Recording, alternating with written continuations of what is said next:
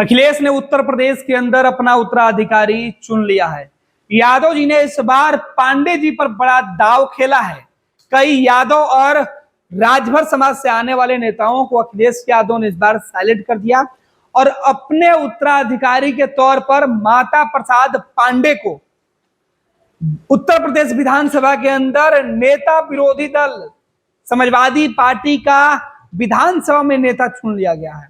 ये बड़ी खबर है।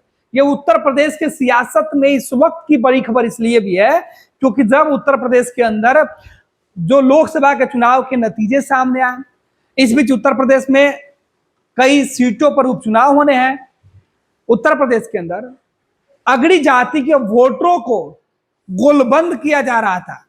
इधर पिछड़ी जाति में जो वोटर है उनमें से हमारी भाजपा पहले कर चुकी है, लेकिन अखिलेश यादव ने बड़ा दांव खेला है। जिस समाजवादी पार्टी को कहा जाता था कि ये परिवार की पार्टी है और इसमें तमाम बड़े पद परिवार के लोगों को ही दिया जाता, अखिलेश यादव खुद जिस कुर्सी पर विधानसभा में बैठा करते थे, नेता विरोधी दल हुआ करते थे, उस जगह पर अब समाजवादी पार्टी ने किसी यादव को जगह नहीं दिया। अखिलेश अपने उत्तराधिकारी के तौर पर किसी यादव चेहरे के ऊपर दांव नहीं लगाए हैं। अखिलेश यादव ने इस सीट पर माता प्रसाद पांडे जो विधायक हैं समाजवादी पार्टी को, उनके ऊपर दांव खेला है। तो ये अखिलेश की रणनीति है, जिस रणनीति से बीजेपी के अंदर बेचैनी दिखाई पड़ रही है। भाजपा जहां राजपूत, ब्राह्मण, वैश्य और वहां की जो पिछड़ी समाज से आने वाली जातियां जिस पर दांव लगाया जा रहा था, जिनकी गोलबंदी की वजह से कहा जा रहा था कि बीजेपी 2000 में लगातार जो प्रदर्शन उनका हो रहा था 2024 में, जिस प्रदर्शन से बीजेपी की नाराजगी लोगों के प्रति जो दिखी बीजेपी से और लोकसभा चुनाव का जो नतीजा आया, अब ठीक उसके विपरीत यादव जाति वाली पार्टी, समाजवादी पार्टी जो अपनी पार्टी में हर प्रमुख पद पर यादव जाति के लोगों को जो है वो मजबूत स्थिति वहां पे होती थी, चाहे वो अखिलेश यादव हो, चाहे उनके चाचा शिवपाल हो, उस पार्टी में अब माता प्रसाद पांडे अब उस पार्टी के नए लीडर के तौर पर, और लीडर ही नहीं, विधानसभा के अंदर अब माता प्रसाद तमाम यादव जो विधायक हैं, समाजवादी पार्टी के जो दूसरे जाति से आने वाले विधायक हैं, उन सबका लीडर बन गए हैं। नेता विरोधी दल की कुर्सी एक संवैधानिक कुर्सी होती है और विधायकों का सबसे बड़ा कुर्सी विधानसभा के अंदर विपक्ष में रहने के बाद, अगर आप विपक्ष में हैं तो नेता विरोधी दल की कुर्सी सबसे महत्वपूर्ण होती है और उसकी भूमिका में अब माता प्रसाद पांडे रहेंगे।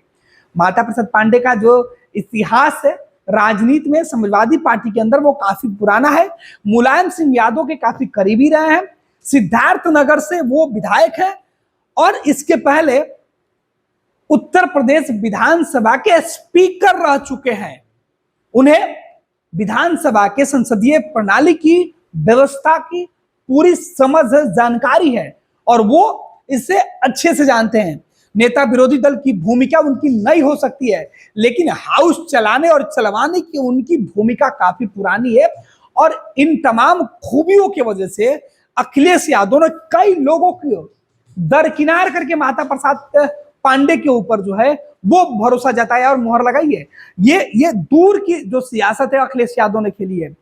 अखिलेश यादव आने वाले विधानसभा चुनाव के मद्देनजर हर जाति, हर वर्ग के वोटरों में समाजवादी पार्टी की पकड़ को बढ़ाने के लिए इस तरीके की जो रणनीति है उसको अपनाया है। हालांकि ऐसा नहीं कि इस फैसले को लेकर समाजवादी पार्टी के तमाम जो विधायक थे वो एकमत थे। पहले कई जो लोग थे वो रेस में शामिल थे। माता प्रसाद किसी रेस में शामिल नहीं थे। अचानक चौंकाने वाला फैसला अखिलेश यादव ने लिया है। अखिलेश उत्तर प्रदेश विधानसभा के करहल से विधायक हुआ करते थे, लेकिन उस सीट पर अब उपचुनाव होने वाले हैं क्योंकि अखिलेश लोकसभा का उम्मीदवार बन गए और वो लोकसभा पहुंच गए, चुनाव वो जीत गए। उनके साथ उनकी पार्टी ने उत्तर प्रदेश के अंदर बेहतर प्रदर्शन करते हुए 37 सांसदों की जो जीत है समाजवादी पार्टी की वो हुई है।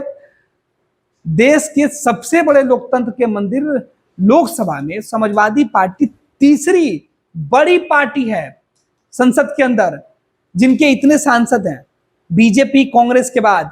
तो समाजवादी पार्टी की स्थिति उत्तर प्रदेश में बढ़ी है।